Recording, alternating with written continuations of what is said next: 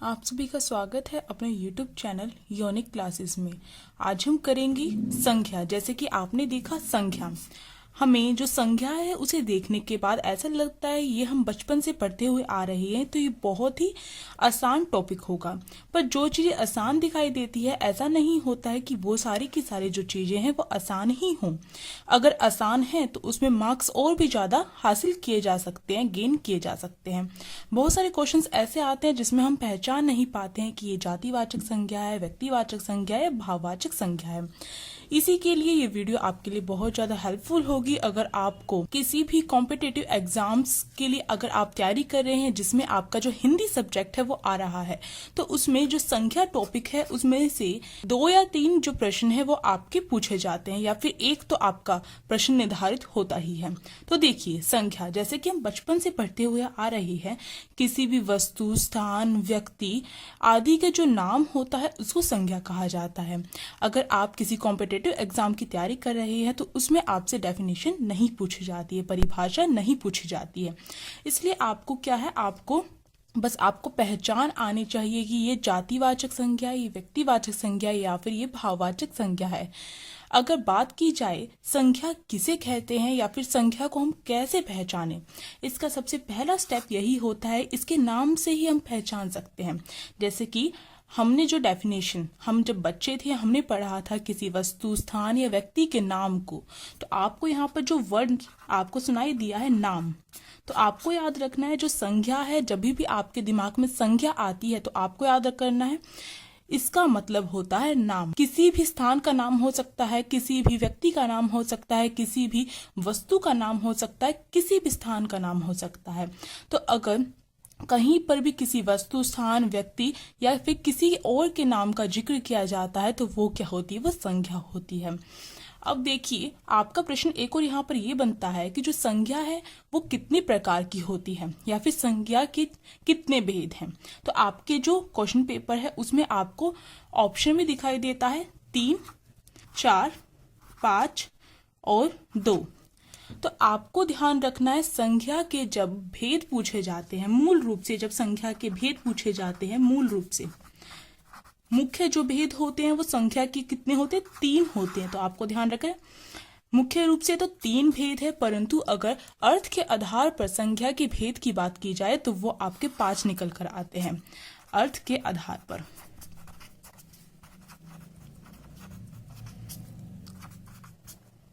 अगर आपको क्या है, बस जो क्वेश्चन है आपको समझने की कोशिश करनी है। अगर मूल रूप से पूछे जा रहे हैं, मुख्य भेद पूछे जा रहे हैं, तो वो 3 हैं आपके। कौन कौन से हैं वो आपके 3 भेद? पहला होता है आपका व्यक्तिवाचक संज्ञा,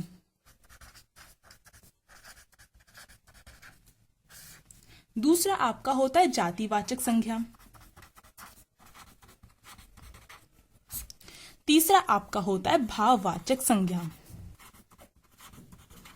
तो ये होते हैं आपके मूल रूप से 3 भेद संज्ञा के। तो अगर मूल रूप से पूछा जाए तो ये आपके 3 भेद ये होते हैं। अगर अर्थ के आधार पर करें तो 2 और भेद कौन से होते हैं आपके? जातिवाचक के अंतर्गत ही 2 और भेद आ जाते हैं। पहला होता है, इस जातिवाचक का पहला होता है द्रव्यवाचक, यानी कि जो जातिवाचक है उसके अंतर्गत ही ये आता है। और जो इसका दूसरा होता है वो होता है समूहवाचक।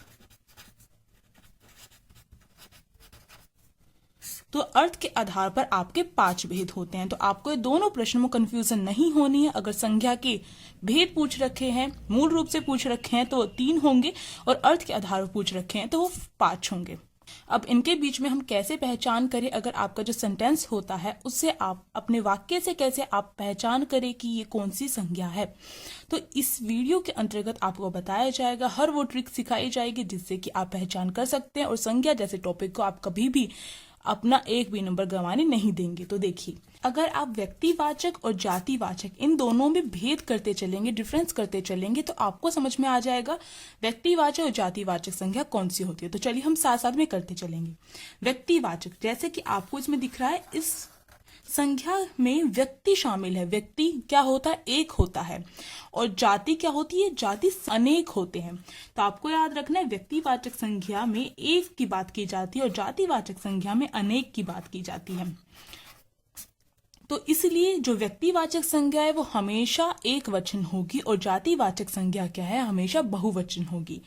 तो ये क्या होती है, बहुवचन होती है। तो व्यक्तिवाचक क्योंकि इसमें एक को शामिल किया जाता है और इसलिए क्या है, ये एक वचन होती है। अब इन दोनों में डिफरेंस करने में थोड़ी सी मुश्किल हो जाती है, इसलिए आपको ध्यान रखना है जहां पर भी आपको व्यक्तिवाचक संज्ञा का आपको जिक्र होता है तो आपको याद रखना है व्यक्तिवाचक संज्ञा एक होगी, उस जैसा दुनिया में कोई नहीं है। वो क्या है, वो व्यक्तिवाचक संज्ञा के अंतर्गत आता है। और जातिवाचक संज्ञा क्या होती है, अनेक होती है, जिसमें क्या है, कैटेगरी, जाति का बोध करवाती है जातिवाचक संज्ञा। अब हम कैसे पहचानेंगे, बहुत सारी जातियां होती है तो हम कैसे पहचानेंगे कि ये क्या है, जातिवाचक संज्ञा है या फिर जाति का बोध करवा रहा है ये शब्द। तो इसके लिए अगर जो जातिवाचक संज्ञा होती है उस जैसा दुनिया में अनेकों होते हैं तो आपको ध्यान रखना है जातिवाचक संज्ञा क्या है, कॉमन नाउन जिसे कहा जाता है इंग्लिश में, जो कॉमन होती है, सबके लिए होती है, अनेक होती है।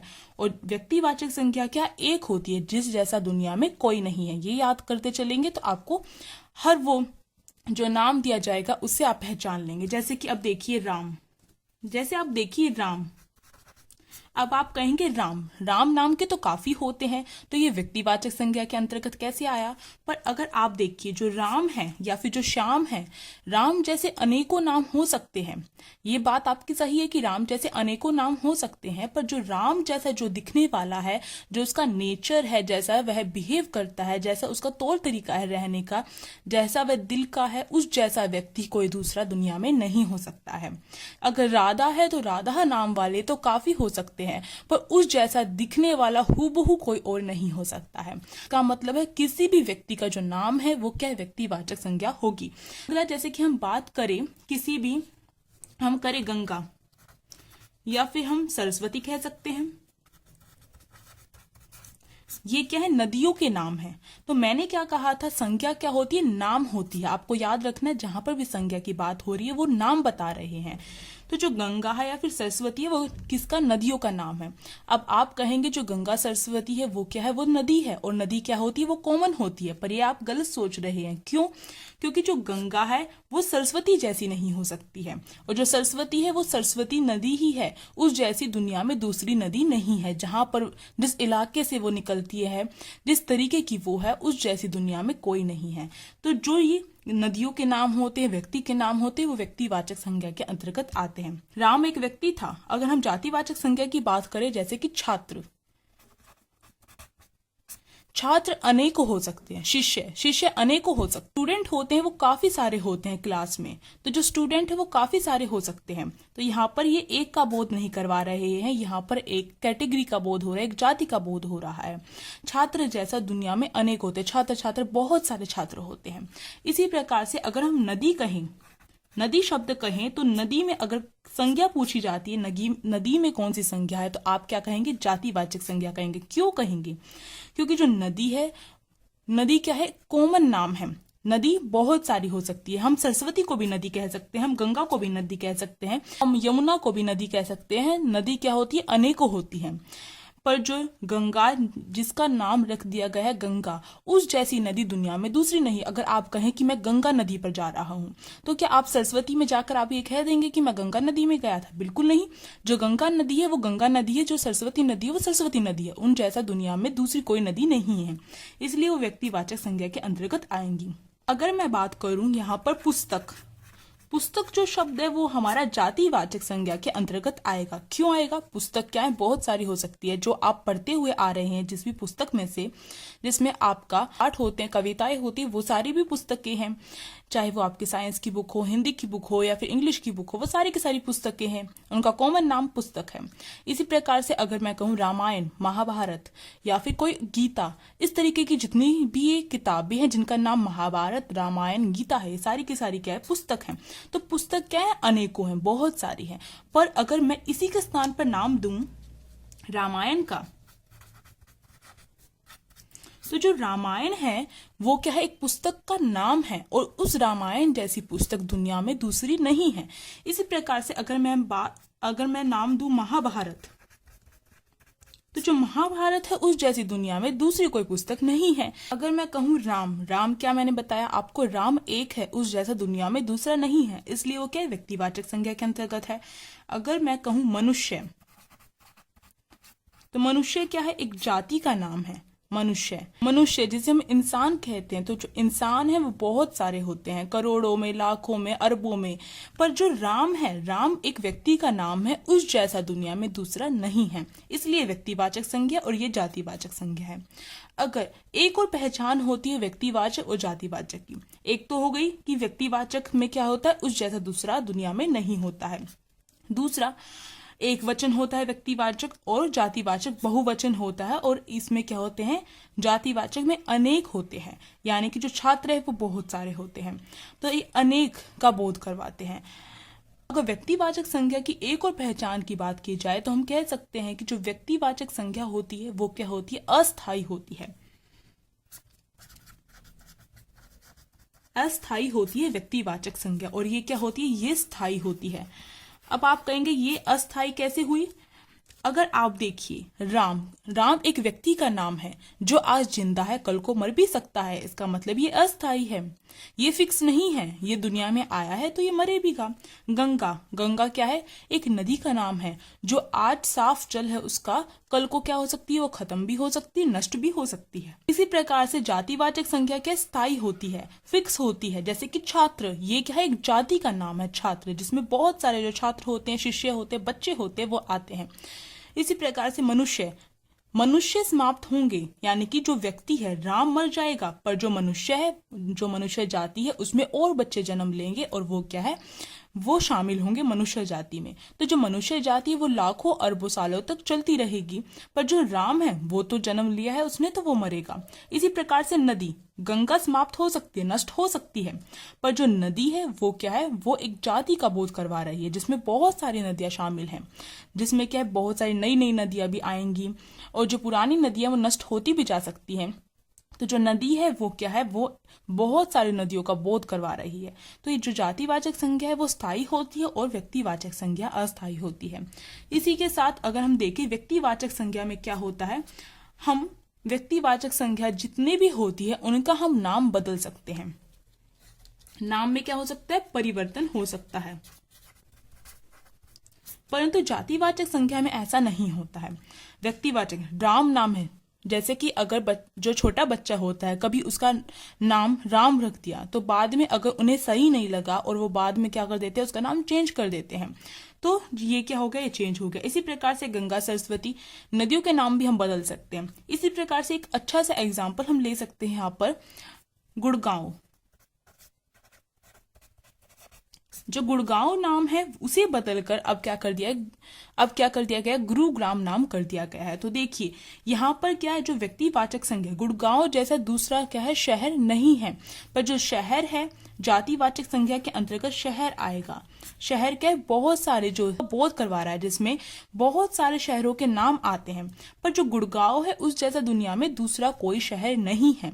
उस जैसा हुबहू नाम तो हो सकता है, पर उस जैसे बाजार, उस जैसी गलियां, उस जैसा जो माहौल है वो दूसरे शहर में नहीं मिल सकता है।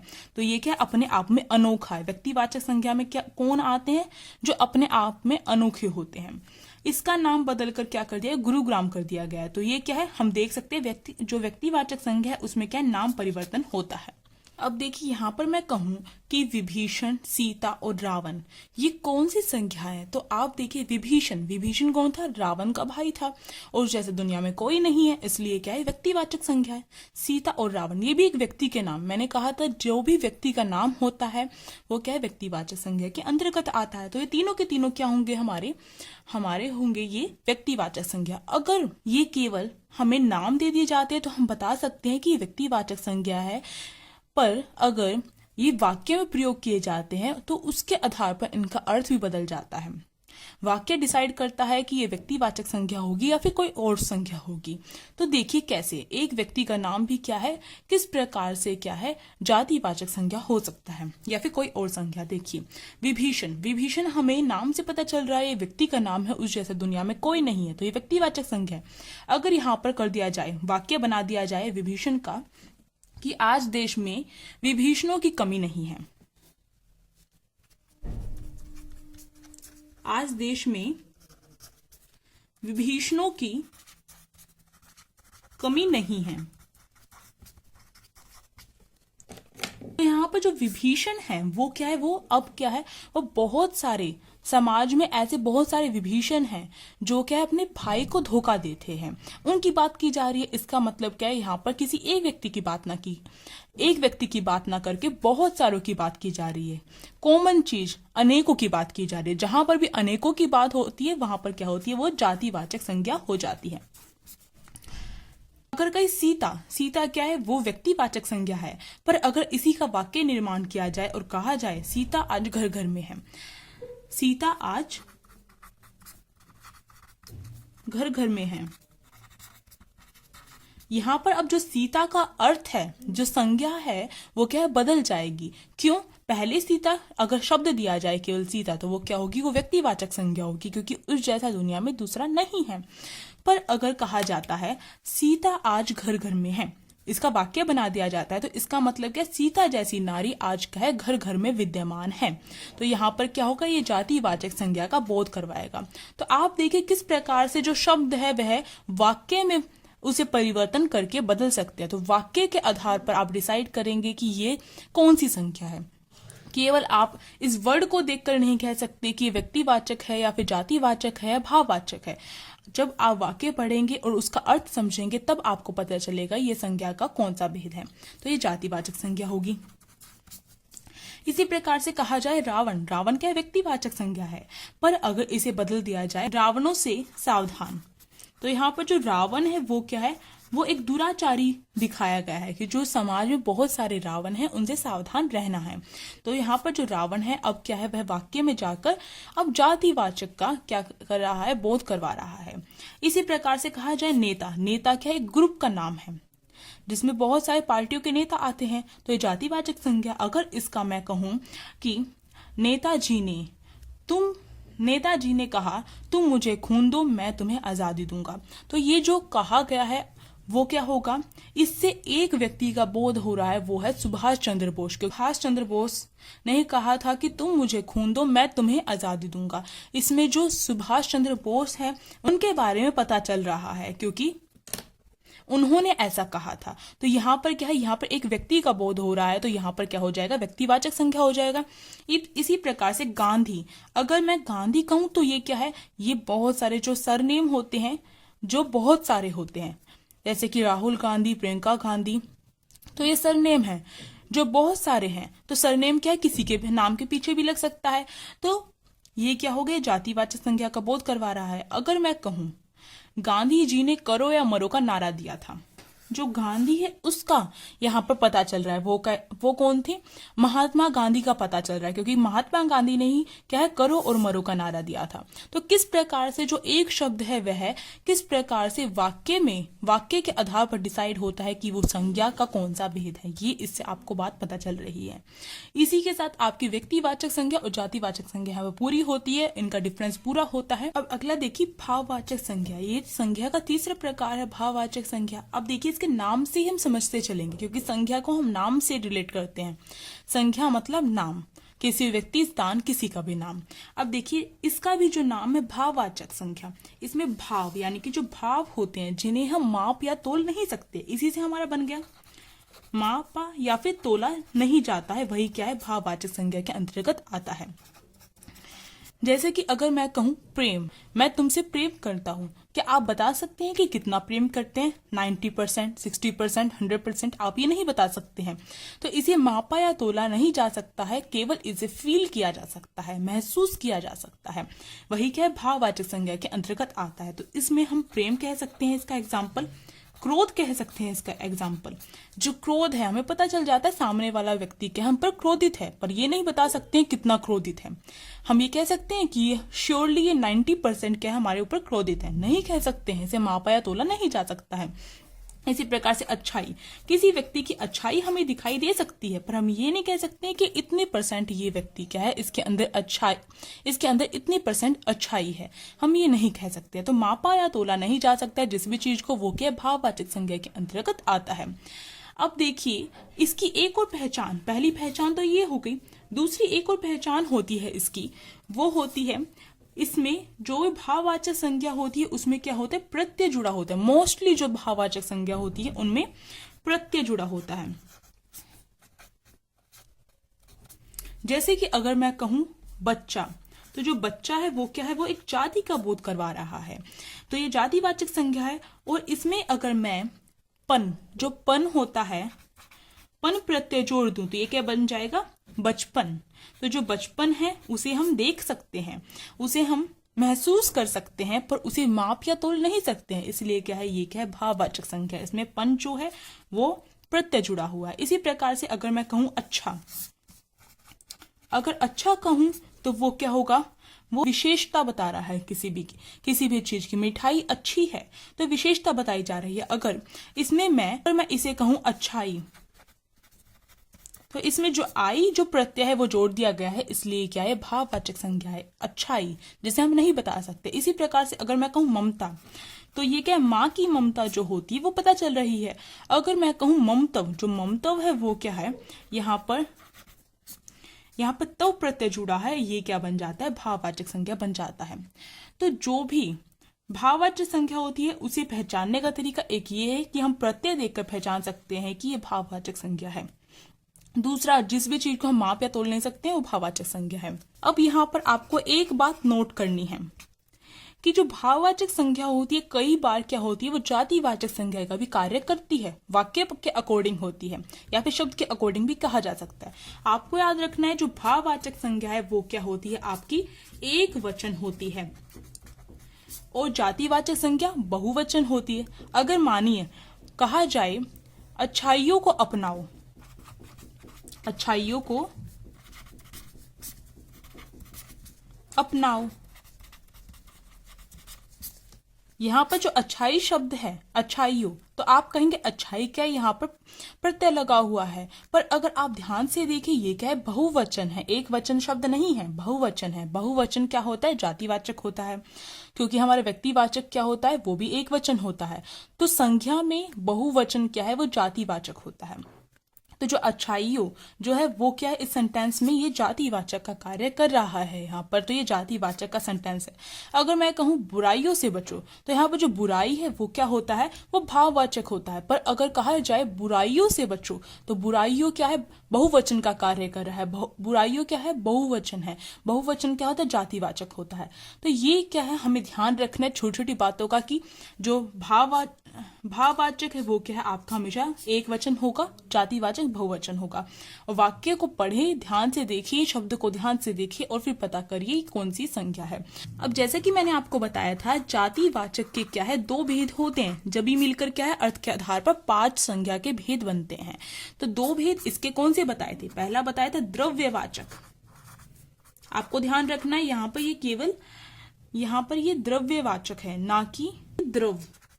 अगर आप द्रव देखकर, क्योंकि ऑप्शन में क्या है, आपसे एक शब्द देकर पूछ लिया जाएगा कि कौन सी संख्या है, अगर आपको आता है फिर भी आप मार खा जाएंगे। अगर आप जो द्रव्यवाचक है आपको लिखना नहीं आता होगा, तो आपको ध्यान रखना है द्रव्यवाचक ये वाला सही होता है, ना कि ये। क्यों, इस द्रव का मतलब होता है लिक्विड, इसमें केवल लिक्विड चीजें शामिल होती है, तरल पदार्थ शामिल होते हैं। परंतु जो द्रव्यवाचक होता है उसमें दोनों पदार्थ इसमें तीनों पदार्थ शामिल होते हैं, तरल हो गया, चाहे सॉलिड हो गया, चाहे मिक्स हो गया, सारे के सारे पदार्थ इसमें शामिल हो जाएंगे। और दूसरा होता है समूहवाचक। जैसे कि आप नाम से देख रहे समूह, यहाँ पर क्या समूह का बोध होगा, यहाँ यानी कि समूहवाचक क्या बहुवचन है, और द्रव्यवाचक आपका एक वचन होता है। तो आपको याद रखना है ये आपका एक वचन और ये बहुवचन।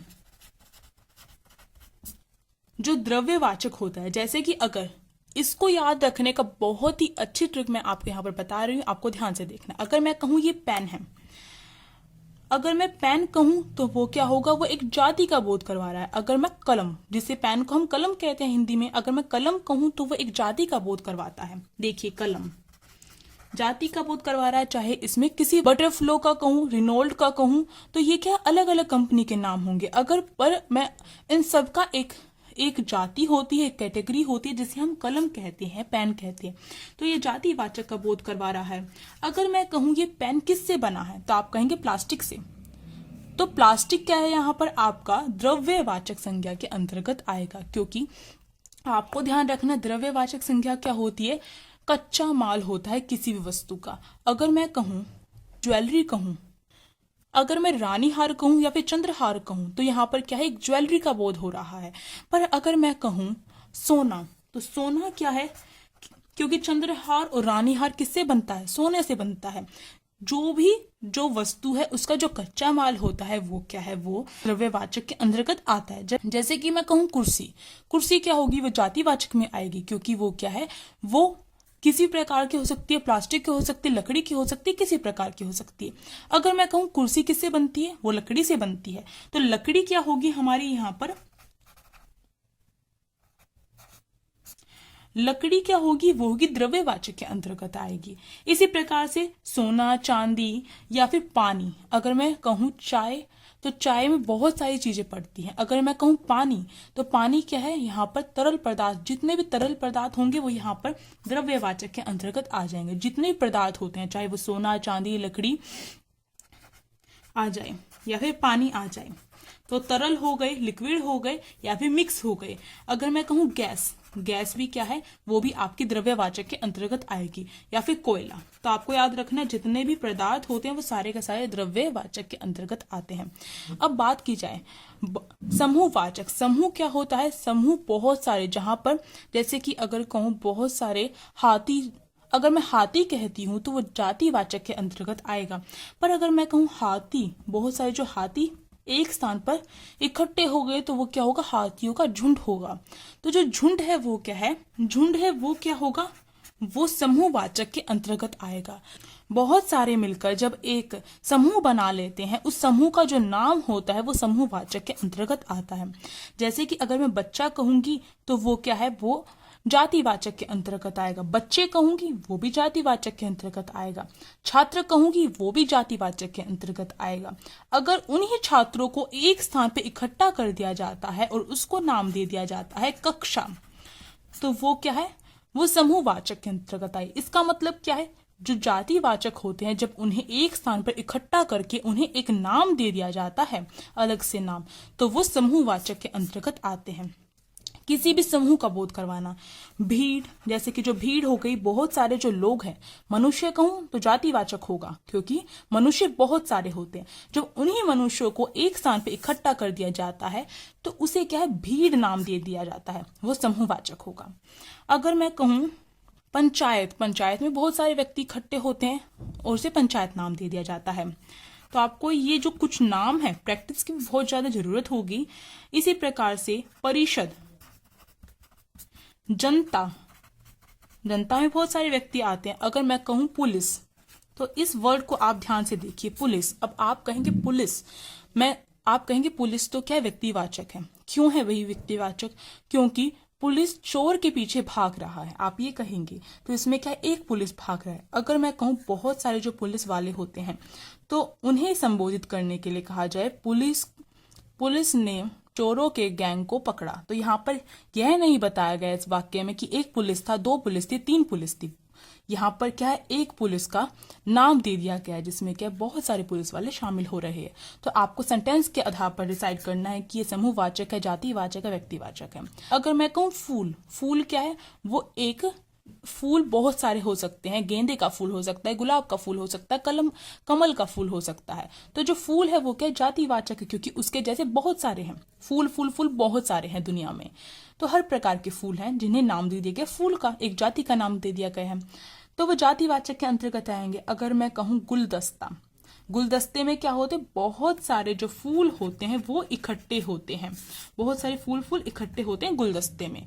तो जो गुलदस्ता है वो क्या होगा, वो समूहवाचक के अंतर्गत आएगा। तो आपको कुछ जो याद रखनी है, वो कुछ बातें याद रखनी है कि समूहवाचक बहुवचन होती है, द्रव्यवाचक एक वचन होता है, और जो एग्जाम्पल है उन्हें अच्छे से याद रखना है। इसी के साथ वीडियो यहीं पर खत्म होती है। अच्छी लगी तो लाइक करिए, शेयर कीजिए और कमेंट करके बताइए कैसी लगी। चैनल पर नए हो तो आप सब्सक्राइब कर सकते हैं, साइड में जो बेल आइकन उसे प्रेस करना मत भूलिएगा, जिससे कि न्यू वीडियोस नोटिफिकेशन आपके फोन में आ सके। Thank you.